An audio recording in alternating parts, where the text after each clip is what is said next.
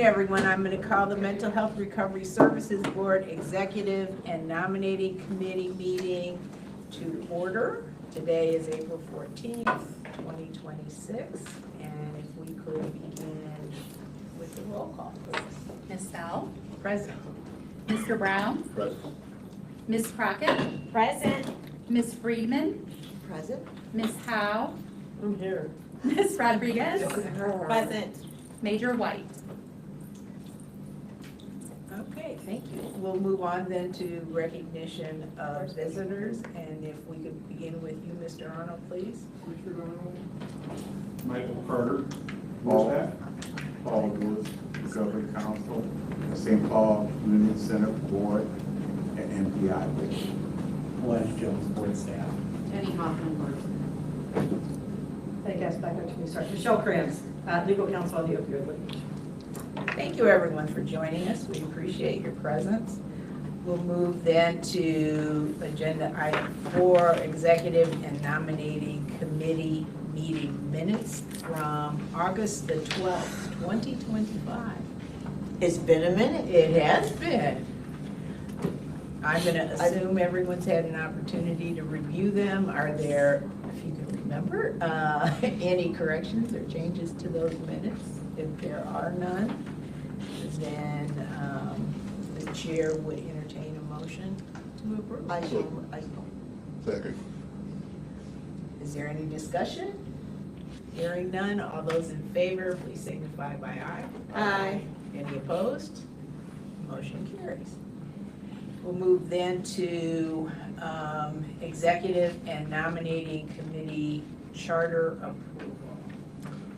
Scott, you're Yes, that's me. discussing that for us? Let's go ahead and take a look at page 3. Per policy, we are required to have an active charter for any of our committees or subcommittees. The charters are reviewed every 2 years and then approved by the full board after the committee review. The last time this charter was approved was May of '24, and we are presenting it as we presented it then. We are presenting it now without any changes. So happy to answer any questions that you might have in relation to the charter, but in summary, it just describes leadership, authority, purpose and scope, decision-making, membership, and the duration. So Scott, just for the sake of asking the question, you have no recommended changes, it's working, it's That's correct. stay the same? there's no reason to fix Okay. what ain't broke. I agree, I just wanted to hear that for the record. Are there any other comments or questions? Points of discussion?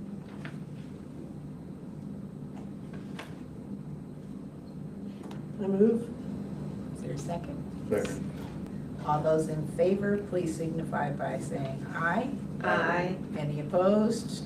Motion carries. I'll take the next one too. Okay, thank you.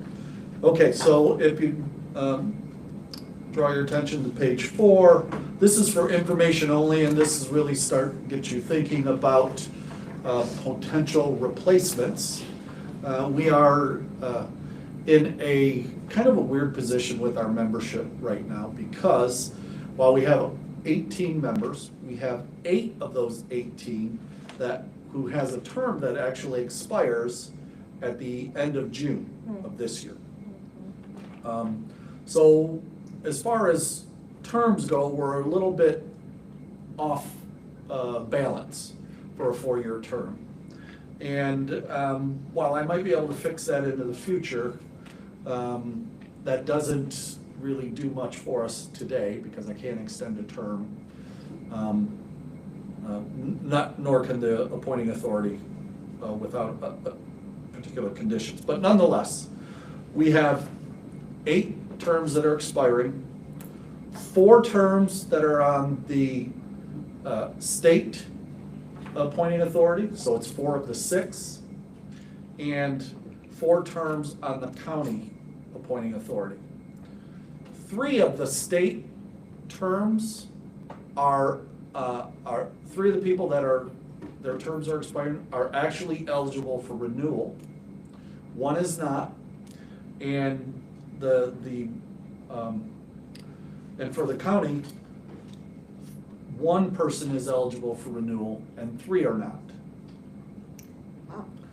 So we did a polling, and you see the results of that polling to identify if the individuals who are eligible for renewal are interested in continuing, and all have said yes. We will, I will work with them to submit the appropriate application, because both appointing authorities now use an application process regardless of if it's a new or renewal appointment. And then we will work with the county commissioners as they are planning to do a public notice for board membership. And they started that process.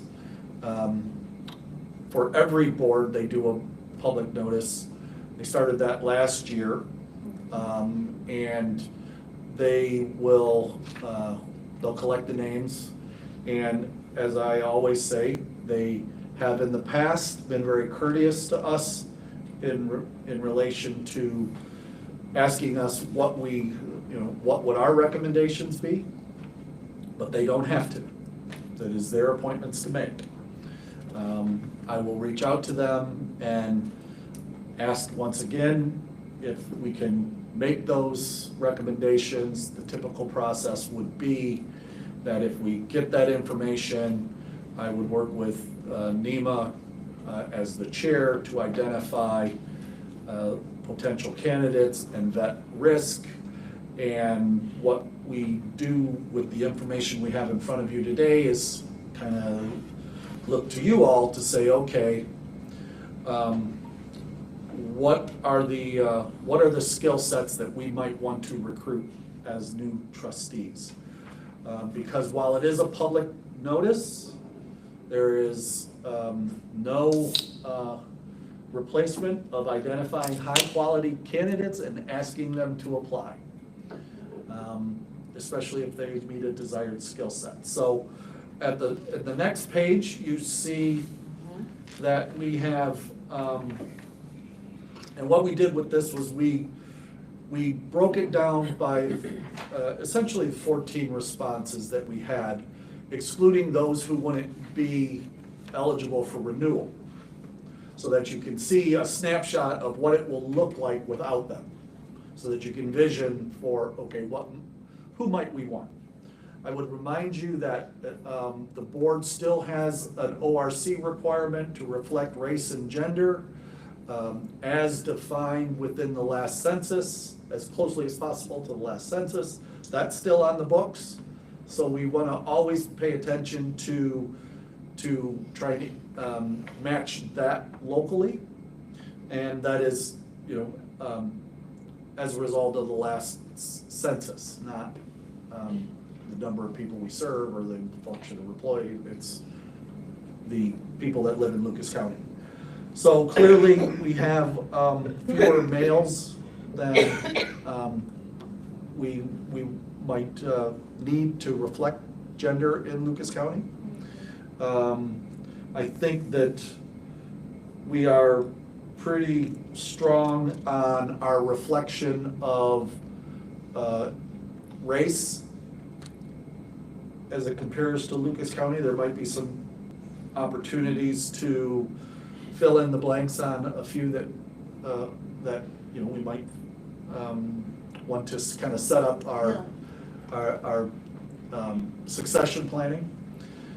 And then the next page, you'll see that is a summary of the current employment fields of you all who have responded to the board asset inventory questionnaire that we sent out several months ago. It's interesting, organized labor, education, and emerging technology are in military service. I was just like, I didn't think of it, but we don't have anybody in those areas. Yeah, that's a good observation. You know, we have Major Trish, who was a representative of organized labor at one point in time. I don't believe she serves in that capacity now. And we do not have anyone with identified military experience or in the education field. Right, I'm just like, wow. So, I gotta put so- my thinking cap on, go through my Rolodex. so yeah, so there's, you know, I think the value of the asset inventory kind of paints a picture for us of what our potential needs might be. So, many of us, where I see on this list, and some of us have 3, 4 of these categories that could be checked off on. So, Yeah. if a person has identified multiple, then we check those multiple? Yes, there as many as apply, I guess, yes.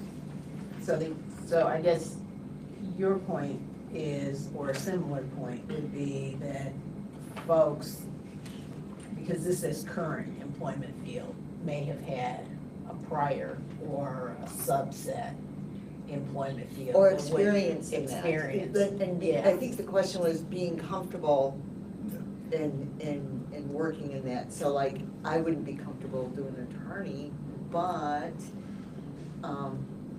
you know, maybe I would be more comfortable in marketing. And marketing and fundraising was one category. So that's the other one, and community organizing. Because I remember I clicked on business owner and. Yeah, I think the label is probably less descriptive of the question itself that said, you know, check all that apply. I think it was more along the lines of, you know, would you claim a skill set in a specific area? Oh, actually, I could claim one in Well, all of you- these areas.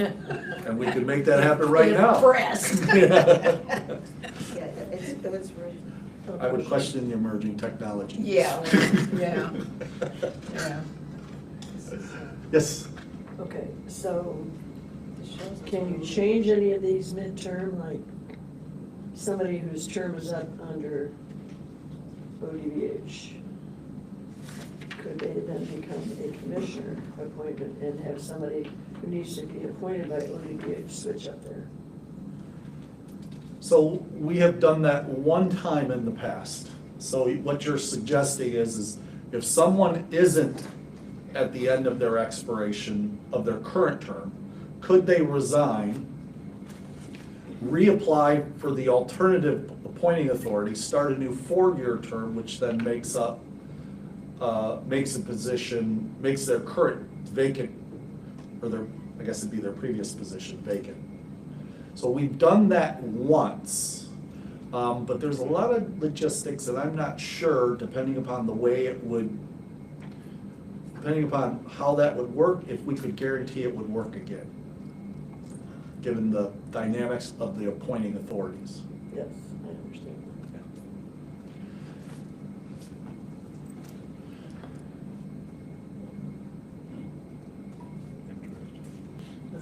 That's for information. Only for information, right.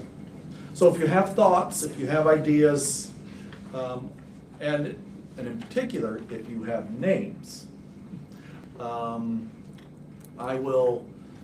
always make sure that once I see the public notice, it always gets sent to me, that we'll send it out and we'll start our process of recruiting. Last time, I believe we got 36 applicants for our board. Oh, really? And I think we ended up narrowing the number to 15 or so, and then we vetted in priority order candidates. And then, if you remember, Pastor Gordon and you and, did you weigh in on that too, I think? We put it in priority order and we pushed that to the county.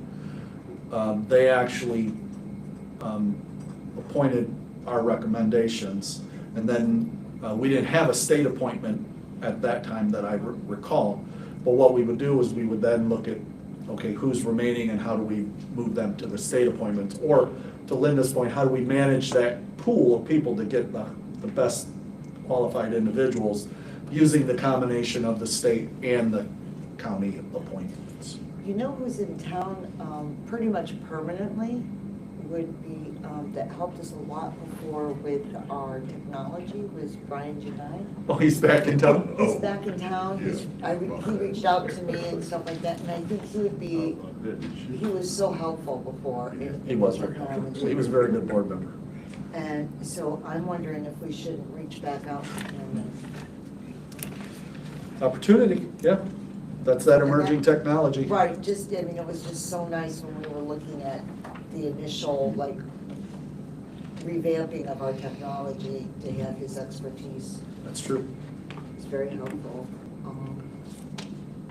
So we should submit names to you? Yeah, yeah. And then, just as a reminder, I do not make recommendations. That is the board chair's responsibility. So I push everything to the board chair. We obviously have a conversation. I vet for conflicts. I vet for, gender, race, skill set, and provide comments. But in the end, it is the trustees that make that final recommendation. And, yeah, we need to get a school teacher. Education. I know some school teachers who will be good at ED person. I mean, I'm looking at education, and I'm like, like a school counselor or a teacher, someone on the front line, you know what I mean, that's got direct contact with kids that could bring that to the table, that voice to the table. That would be helpful. Okay, thank you for that. You want me to just keep going? Yes. All right. Please. Okay, so now we are looking at the bottom of page 6. I'm proposing that we add a hybrid work policy to our current 120 plus policies that we have. Just as a reminder, I remember very clearly the day, March 17th, I wrote an email to people saying, go home, I'll let you know when you can come back. And that was 2021. And That was yeah, so that was the beginning of the 5 COVID years era. ago, can you believe it? Yeah, and so we rapidly figured out how to work remotely during that period of time, and then I think it was in 23 we started coming back full time, and we settled on 7 of 10 working days in office. But we kept guidelines for remote work, and I'm using the term guidelines because we never did do a policy. Over the several years, just quite honestly, it's just gotten a little bit too loose for my comfortability in relation to inconsistently managing and monitoring remote work. Fairness and unfairness conversations have occurred. And I think we've gone a bit past where, I know we've gone a bit past where I'm comfortable. To that end, we began the process of identifying a hybrid work policy and creating a hybrid work policy. It would have been very easy for us just to say, let's just do what the county did, because the county passed a hybrid work policy in May or June of 2024.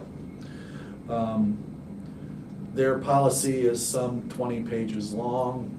It has all kind of different stuff in it related to all the different and varying departments that the county commissioners Yeah, there's- oversee, right? So what we did, instead of just taking their policy and saying, we'll use this, is we took their policy and we reworked it chronologically through all the things that they have in their policy that made sense for us, being 22 current staff members. So so this policy really closely reflects what the Board of County Commissioners policy is for the whole county. But in many cases, we moved things out about organized, directed at organized labor, union contracts, things like that. Because we have a smaller staff, we are able to communicate more effectively directly to staff. We don't have staff all over the place, so we can use email, and we have a board shared calendar that everybody uses that we can use to track things, so it's pretty straightforward. This policy was written, distributed to the the 4 other board directors, departmental directors for their feedback. I integrated that feedback into it, then I pushed it back out to them. They had another round of feedback, pushed most of it back into this policy, and then that's the final version that has been presented to you. So far, I've only seen one typo in M, in case you're watching at home, and I know you would see it if you give you time to look for it, you'll find it. So we'll fix that. But it is our recommendation that we approve this policy, and we give essentially 6 weeks for staff for us to give us time to work out the implementation deals and then process, implement, and give staff time to then acclimate to the new policy. So that's where we're at. Happy to answer any questions. The one thing I didn't notice were any exceptions. So, And I just feel like if you don't explain that part of it, like, where are the exceptions to this rule? Because it kind of hand ties you to so be. exceptions is where we got in trouble. Well, I wouldn't say trouble, that's not, exceptions is through There's a, there are several areas. What we tried to do is where there was an area of exception, we wrote it out as its own thing as opposed to a global statement of any Okay. exceptions. Okay. But there is, on rare occasions, an employee supervisor may modify a previously approved hybrid work schedule at the request of the employee. yeah, that's what I read, it says some of it is the supervisor's discretion, Right. so that's your. Okay. With enhanced guidance for that supervisor on the left and right parameters of what they should be considering. What is different in this compared to what they're currently doing? Currently, hybrid remote work is managed more on an hourly kind of conversation as opposed to a day. So I'm gonna go work remote for the next 2 hours at home. We also need to have a higher level of accountability Yeah. for, honestly, not just remote work, but in-office work as well that we'll be working on shortly. This accounts for some additional accountability. Excuse me. This identifies, the areas where you should be working. The guidance previously did not provide a very distinct description of location. For instance, can you work in an airport? You know, Is that on my way to page? could you do X, could you do Y? This clarifies that a little more. This accounts for HIPAA, as well. And it clearly defines that we are not gonna subsidize your remote work. So, do most of the positions require them to be at this location?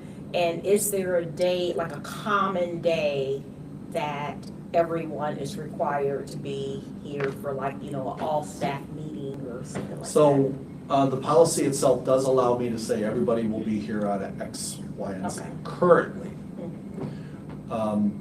If you wanted to be exempt from the remote work guidance, you would go through the reasonable accommodations process. And then, if you know anything about that, that process is more of a medical kind of Sure. discussion, and it's really outside of my purview until they come back and say, we think you should consider this X, Y, and Z, and then I'm free to make that decision. Right now, we have an all-staff meeting every Tuesday. There is a planning and oversight committee meeting. So all staff are here on that Tuesday, Okay. with the exception of those that have a reasonable accommodation. And if they have a reasonable accommodation, is that something that they can come in online, or? Oh, yeah, we always, yeah, Okay, yeah. so they do come to the meeting? Yes. What percentage of our team would you say works remotely? Of the 22 staff we have, routinely taking advantage of the 3 remote days, I would say that 16, maybe 17 Of the 22? of the 22. So there is a desire, pretty much, from staff that they want a remote opportunity. They want to continue remote, yes. I think that is a very reasonable statement to make. Okay. These beautiful offices, I don't understand. Have you seen any,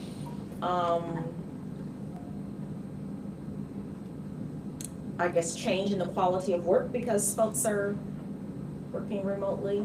Does the quality stay the same? So, Missed deadlines. Yeah, you know, yeah, missed yeah. deadlines, Is there anything, miscommunications. reason why? why what? Why, the remote work should be limited to, I don't know, whatever days? 3 days. 3 out of 10. Yeah, 3 out of 10. So it is currently limited to 3 out of 10 Okay. right now. So when we were negotiating back, I wanted 0. I went to 2. They wanted 4. We settled on 3. Now that's, mind you, this was back in 2023 when we were negotiating coming back to it. So I'll just put it out there. I am not a fan of remote work, but I understand that it is helpful in recruiting and retaining employees. But there needs to be guidelines and accountability measures that are established. And to answer your question directly, I don't know. I would say that we have some concerns over our accessibility at times. And just frankly, it is depending upon what job you do here. Sure, absolutely. Some jobs are just more amenable to remote work than others. Yep. I guess my question is, 3 out of 10, so 3 days out of basically 2 weeks of work days. You have 17 folks out of 22 people who take advantage of this. Mhm. This is like a big deal now. A lot of people work remotely unless they are actually needed. There's something that has to be done on that site. I mean, maybe it's just me. I propose to taking that 3, maybe meet them halfway, give them 5. No, I'm not gonna support that. So it's your decision to do it, and I will do whatever you want, but I am not going to support that. See, and I have to come on the opposite end of that, okay? And I'll explain to you why. Do you know how many challenges get solved in the hallway? There are a lot of things, a lot of work gets done because of collaboration. And working from home, there's no collaboration, it's called silos. I'm doing just what I'm prescribed to do, I will talk to just who I have to do, and it's not intentional. I don't think people wake up and say, well, I'm not collaborating today because I'm working from home. I think it's a natural byproduct, and after managing a team of about 15 people who were all remote, and finding out, well, I called this person, but this person didn't answer, so I just went ahead and did this. I did this, and then, you know, and it was just, so it was almost to the point of like, unless I had an hour conversation with each individual, and each individual then checked back with me, all of a sudden, I was managing all the collaboration, reminding people to do certain things. People getting mad at people because they're communicating through email and something came across the way that it shouldn't have come across because I was already in a bad mood when I read it. I mean, it was like problem after problem after problem. I agree with you, Scott. I struggle with the work at home as a person who's responsible for an organization. So I think this is very generous. Sorry, I don't agree. Yeah, that's okay. I'm I a almost kicked person. you on the table No, on that that's one. okay. No, that's okay. Because I'm a person, I work from home. Yeah. And I find myself to be extremely productive. Of course, my job is in community, so, but I get a lot done, and when I have to be at meetings and collaborate with my colleagues, I can do that. But, You the exception to the rule. yeah. But I'm a proponent of it, but whatever. Yeah. Everyone's points are well taken, but from an HR perspective as well, I labor with the fact of sick leave abuse and things of that sort. That has always been challenging when you have a hybrid policy or a work at home policy. I'm sick, but theoretically, I'm not using my sick leave, but I'm not 100% there. Right. So in essence, to me, that could, from a public sector perspective, that's theft. And there's, I don't wanna say that, but there is a financial ramification Yeah, to well, allowing that. well, it's also Yeah. theft, because when I'm doing discipline, I'm using that as theft. Obviously not in your pocket, but that is theft of public funds, because of your misuse.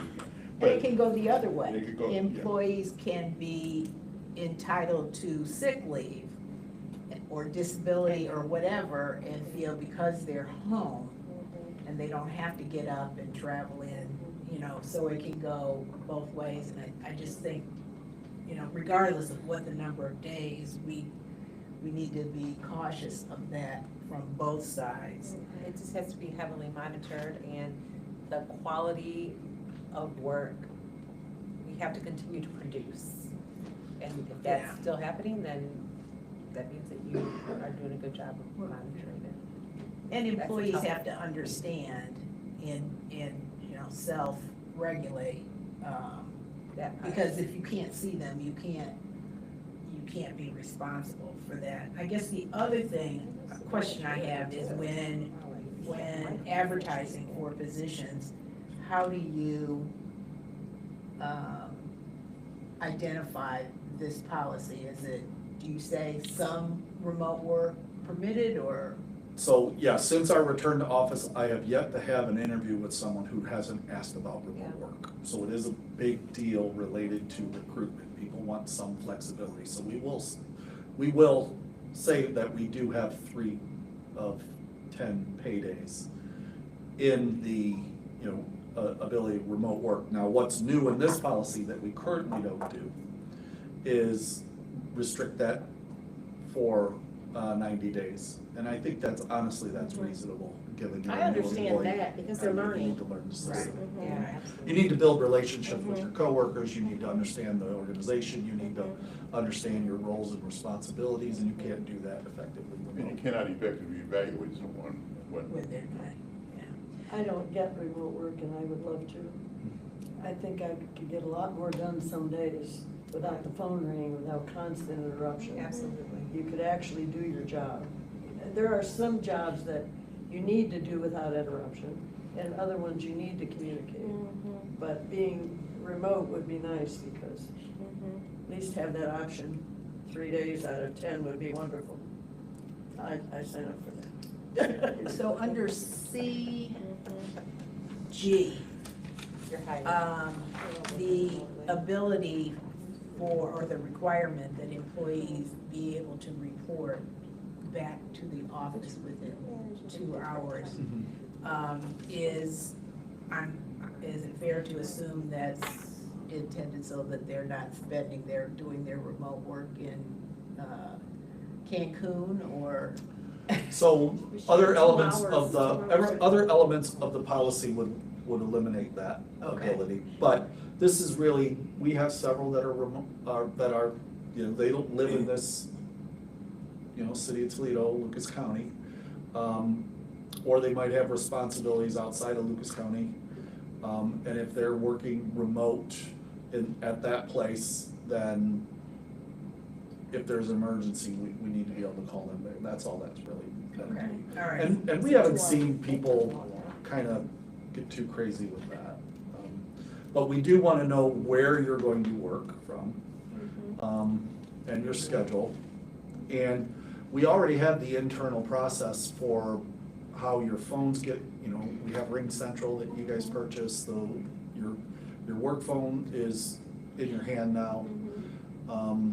Everybody has laptops through the lease, so, and if you don't have your laptop, you can log into Microsoft 365 and you can do virtually everything that you do at your desk. So the infrastructure's there, it's just putting a little bit more parameters around it.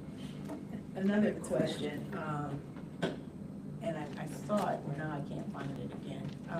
If there's a situation where employees, you start off your workday and then there's inclement weather and you send employees home, but you have an employee who's home working remotely, is the employee who is at home working remotely, assuming computers are operable and the whole thing expected to continue? No, because they're the days now, so if we're giving everybody the day off because of inclement weather, then everybody gets the day off.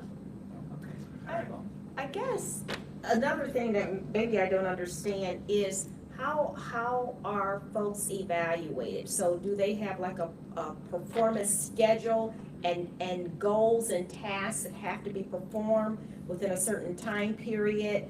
And as long as they're done, like, do you necessarily, as long as they're done, you just want them to get their job done? If it's done at 10 o'clock at night or 4 o'clock? So we've left some flexibility for hours, but to Okay. answer your question, everybody has an annual review, they have established goals and and, some jobs are more amenable to direct, you know, do X, Y, and Z Sure. and all this. But a good portion of, you know, we have almost all unclassified employees here, with the exception of 3, I believe. And part of their job is to interact with our contractual agencies at various levels, finance or programmatic. Maybe there's an IT support. And so you need to be available when they're available. I get it. One last question. Yes, ma'am. On E, and I understand it, that it's intended to give some flexibility and some discretion, but I guess I'd caution you about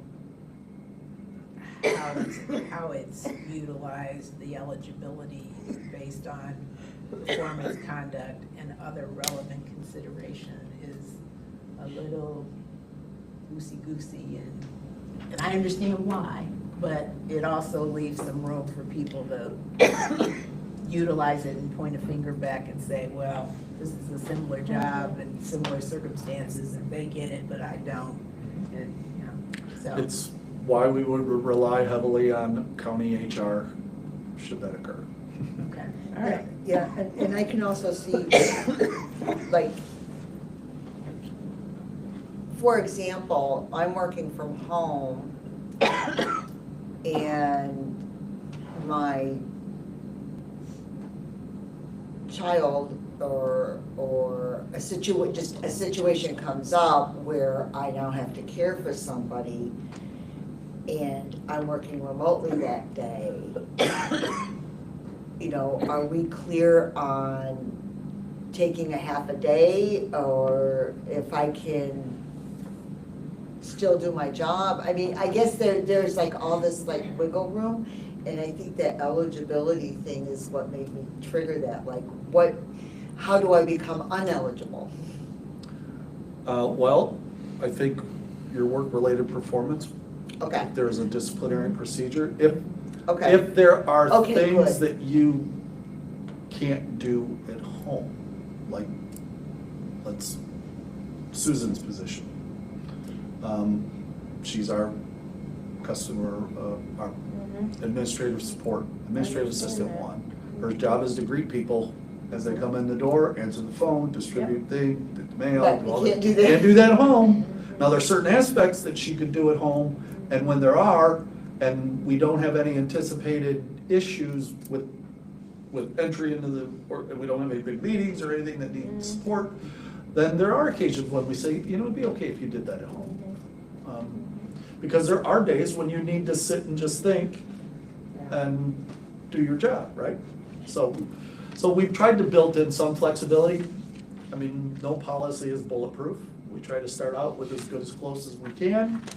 And the reality, I think, in some respects, is that if you want to manipulate a policy, there's probably always a way. That's true. Yep. So the motion that's on the bottom of page 6, this committee has the authority to, Recommend, just like the Planning and Okay, Oversight so- Committee to the board. so the following motion is presented for trustees' consideration. So we're recommending it to the Yeah, board. correct. Okay. Is there additional discussion, or otherwise the chair will consider a motion to make the recommendation to the board? Motion. Second. Okay, all those in favor signify by saying aye. Aye. Any opposed? Any abstentions? You can say no if you don't believe. You can it. say Or no. you can abstain. This building. You can abstain as well. I don't want to. Okay, at any rate, regardless of the one vote, Oh, the no, motion- it the was, motion- I seconded the motion it, but I carries. was just gonna tease you to say it. okay, moving on. Moving on. How about Look, if Scott, we, he's happy to get rid of that one. because we're going Open to session. have executive session, rather than to keep anyone who is inclined to not wait through the executive session, let's move to open session. Come on up, Richard.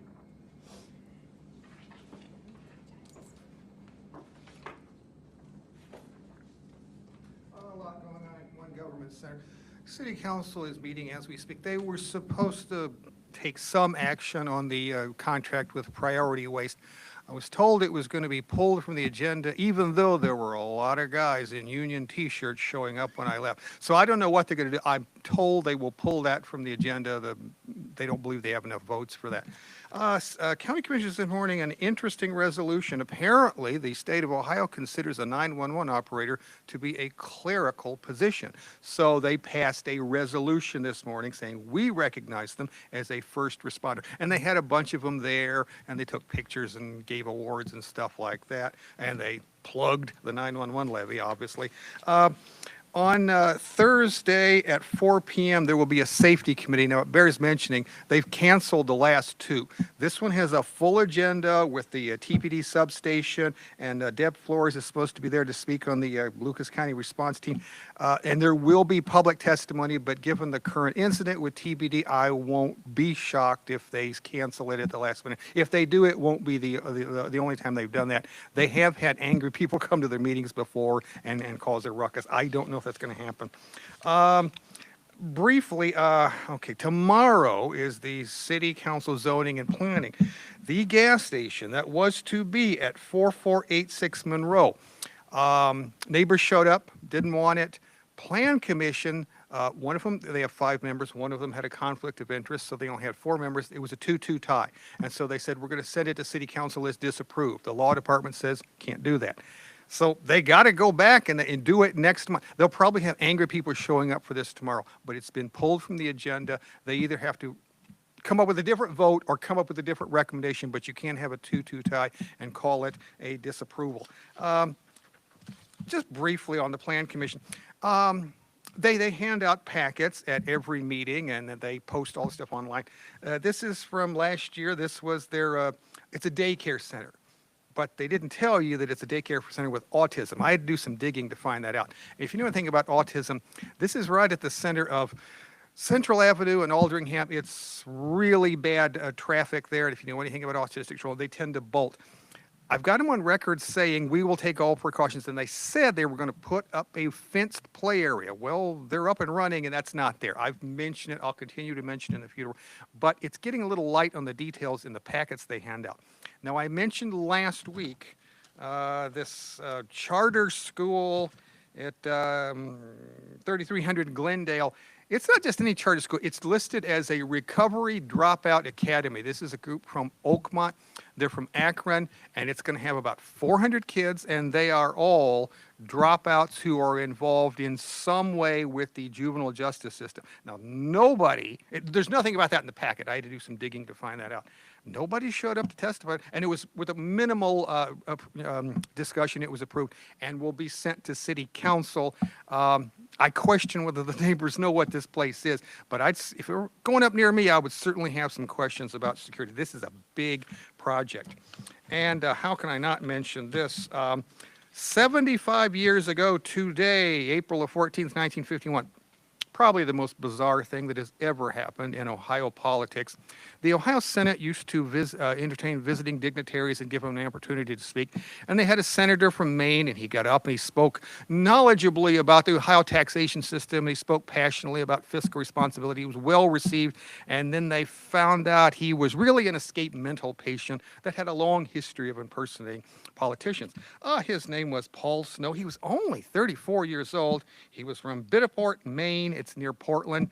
And he had been in a number of psychiatric hospitals, and he was an escapee from the Veterans Hospital at Chillicothe, Ohio. And at the time police arrested him, he was going to tour some industrial school. Hey, I'd vote for this guy. This guy knows how to get things done. So 75 years ago today, why is it appropriate to remember it? Because today we have a president of the United States who behaves like an escaped psychiatric patient. So just a reminder that insanity in politics is nothing new. And that's what's going on at Government Center. Thank you.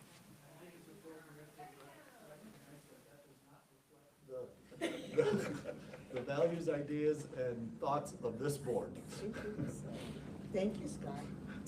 Okay, we'll move then to executive session. The chair will entertain a motion for the board, for the committee to enter into executive session to discuss a legal and personnel related matters. I so move. Is there a second? Second. Need roll call. Mr. Brown, Yes. Ms. Crockett, Yes. Ms. Friedman, Yes. Ms. Howe, Yes. Ms. Rodriguez. Yes. Motion carries. Okay. Folks, we're going to be in executive session. I'm not sure how long, but I do anticipate when we come out, we will probably have a motion to present related to the opioid settlement, and then close out the meeting from there. That's it. Let's go into executive session. Michelle, you want to join us?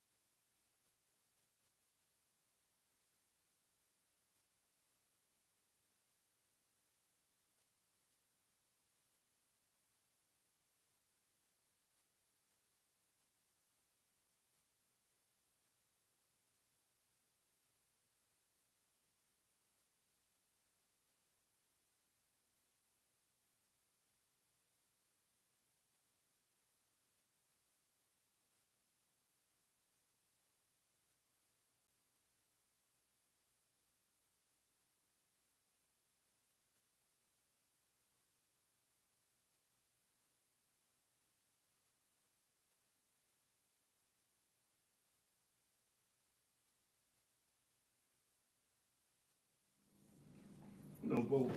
No, no, yeah, no votes. I move that we, No votes Are we back on? or official action was taken in executive session.